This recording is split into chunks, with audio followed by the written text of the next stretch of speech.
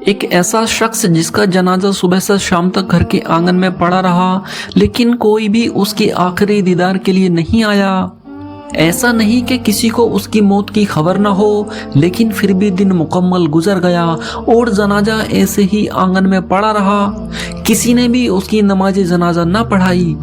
لیکن شام کے آخری وقت میں کچھ ایسا ہوا کہ گاؤں کے سب لوگ اس کی نماز جنازہ میں شامل ہو گئے۔ آخر یہ سب کیا ماجرا تھا؟ اس شخص نے ایسا کون سا گناہ کیا تھا؟ اور کیا حقیقت میں یہ شخص اتنا بڑا گناہگار تھا کہ لوگ اس سے نفرت کرتے تھے؟ آخر کس نے پڑھائی تھی اس کی جنازے کی نماز؟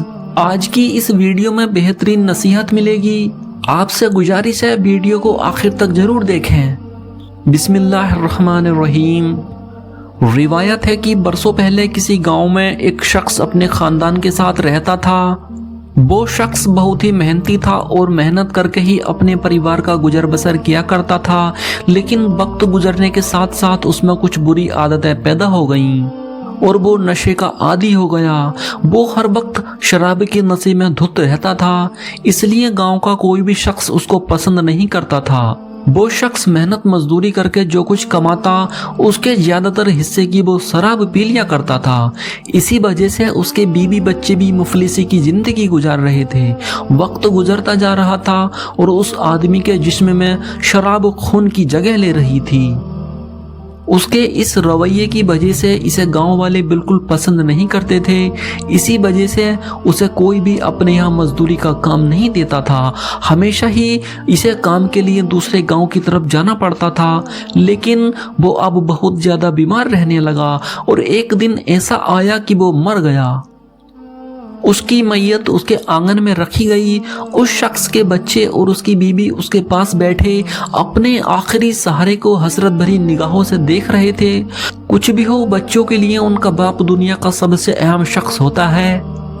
لیکن اس سے بھی بڑھ کر تکلیف دینے والی بات یہ تھی کہ گاؤں میں ہر کسی کو پتہ چل چکا تھا کہ اس آدمی کی موت ہو گئی ہے، لیکن کوئی بھی اس کے گھر نہیں آیا اور نہ ہی گاؤں کی کسی عورت نے اس کی بیوی سے آ کر اس کا حال معلوم کیا۔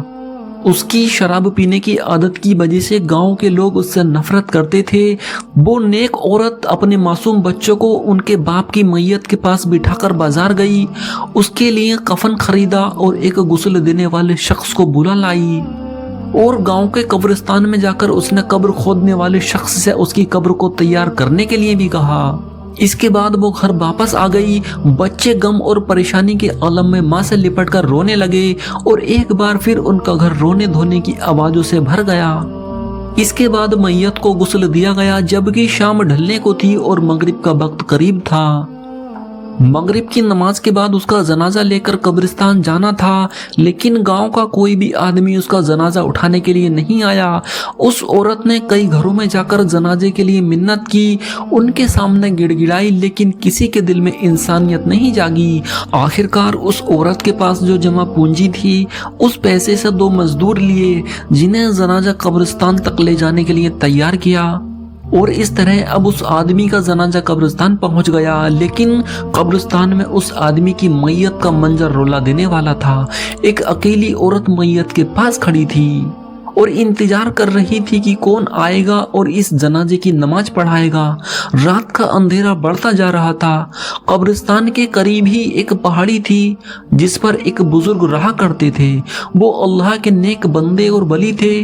گاؤں کے سبھی لوگ ان سے نصیحت لیا کرتے تھے اور انہیں اپنا پیر اور مرشد مانتے تھے۔ وہ بزرگ شخص آج تک اس پہاڑی سے نیچے نہیں اترے تھے، لیکن آج انہوں نے پہاڑی کے کنارے پر کھڑے ہو کر قبرستان کی طرف دیکھا تو وہاں ایک عورت کو میت کے پاس کھڑا پایا۔ بہت تیزی سے پہاڑی سے نیچے اترے۔ یہ ایک غیر معمولی بات تھی کیونکہ انہوں نے آج سے پہلے کبھی ایسا نہیں کیا تھا۔ ان کے نیچے آنے کی خبر پورے گاؤں میں پھیل گئی اور دیکھتے ہی دیکھتے سارا کا سارا گاؤں قبرستان پہنچ گیا۔ उन्होंने मैयत के पास पहुंचकर उसकी बीबी से कहा, बेटी तुम फिक्र मत करो, इसका जनाजा मैं खुद पढ़ाऊंगा। जैसे ही उन्होंने नमाज जनाजा पढ़ाने के लिए कहा तो गांव के सारे मर्द एक एक करके जनाजे की नमाज पढ़ने के लिए उनके पीछे खड़े हो गए और इस तरह उन्होंने शराबी की नमाज जनाजा पढ़ाई।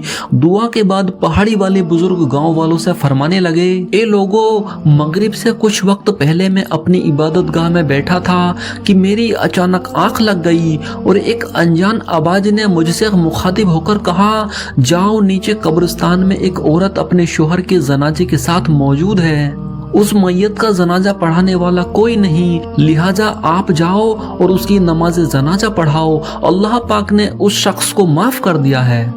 उसके साथ ही अचानक से मेरी आंख खुल गई। मैंने पहाड़ी के किनारे पर खड़े होकर जब कब्रिस्तान में देखा तो वही मंजर पाया, इसलिए मैं इस काम के लिए नीचे उतर आया हूँ। इसके बाद उन्होंने उसकी बीबी की तरफ मुतवज्जो होकर पूछा, ए नेक औरत, तू मुझे ये तो बता कि यह शख्स ऐसा कौन सा काम करता था जिसकी वजह से इस पर ऐसी जबरदस्त अल्लाह की रहमत नाजिल हुई है।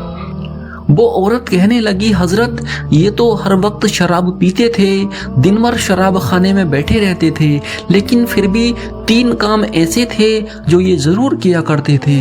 पहला ये कि मेरे शोहर हर रात शराब के नशे में रहते थे और उसी हालत में सो जाते थे, लेकिन जैसे ही सुबह उनकी आंख खुलती वो नमाज अदा करते थे। उनकी दूसरी अच्छी बात यह थी कि उन्होंने अपने बच्चों के साथ 2 यतीम बच्चों की परवरिश की।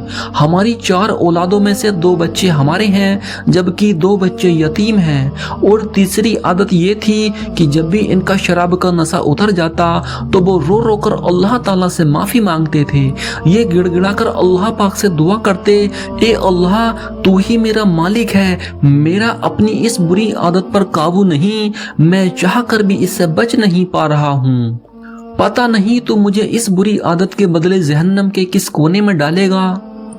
वो इन्हीं लफ्ज़ों के साथ रात भर अल्लाह ताला से फरियाद करते थे। ये सुनकर वो बुजुर्ग कहने लगे, अल्लाह ताला ने उसे माफ़ कर दिया है। उसके बाद सब गांव वालों ने मिलकर उसे दफन किया। अल्लाह अकबर। इसीलिए हमें भी चाहिए कि किसी भी इंसान से हसद या नफरत उसकी किसी बुरी आदत की वजह से नहीं करनी चाहिए, बल्कि उसके लिए दुआ करनी चाहिए कि अल्लाह उसे उस बुरी आदत से बचाए। अल्लाह ताला से दुआ है कि हम सबको हर बुरे काम से बचने की तौफीक अता फरमाए और ज्यादा से ज्यादा नेक काम करने की तौफीक दे। आमीन या रब्बुल आलमीन।